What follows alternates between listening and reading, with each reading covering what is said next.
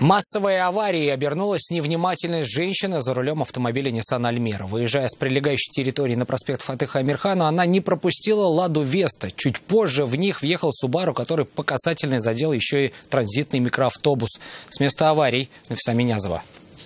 Вы не заметили?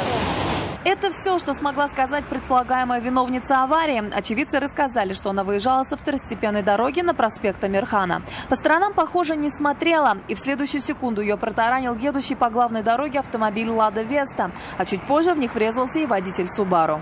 Передо мной выскочил Ларгус. Вот, я от него уворачивался, и тут уже Веста была. Он протаранил сначала столкнувшиеся автомобили, затем по касательной задел микроавтобус «Мерседес». Степень вины каждого из водителей предстоит выяснить автоинспекторам. Нафиса Минязова, Константин Бушуев. Вызов 112.